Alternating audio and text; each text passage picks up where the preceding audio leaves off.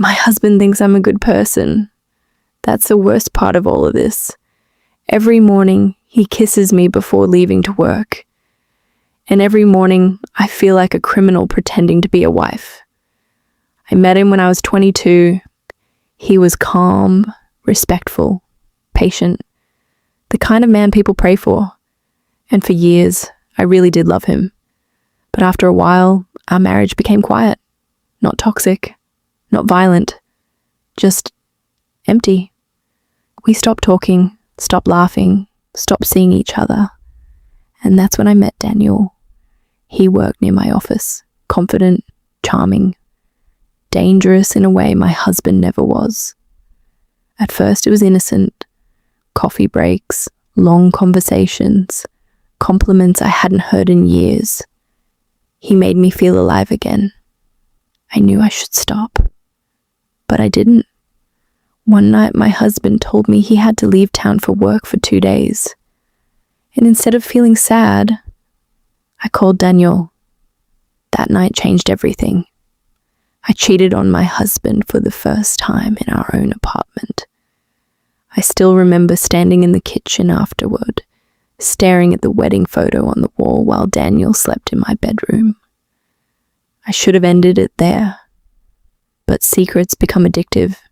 Weeks turned into months. Lies became normal. And then things got worse. Daniel started asking me for money. At first, small amounts, then larger ones. He said he had gambling debts. One night he called me panicking, saying someone was looking for him. I was terrified, but I was too deep into everything to walk away. Then one evening, he came to my apartment covered in blood. Not his blood, someone else's. I remember my entire body freezing. He kept saying, "It was an accident. It was an accident." But there was blood on his hands, on his jacket, on my floor. And instead of calling the police, I helped him. I burned his clothes. I cleaned the apartment. I deleted messages. I became part of the crime the moment I chose to protect him.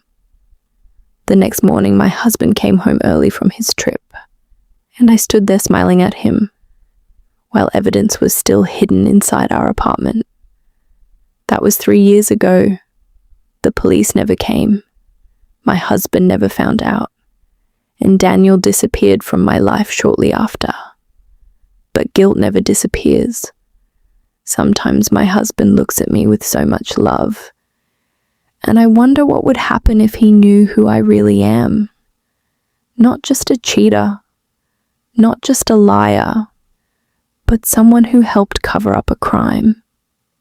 And honestly, I think this confession is the closest I'll ever come to the truth.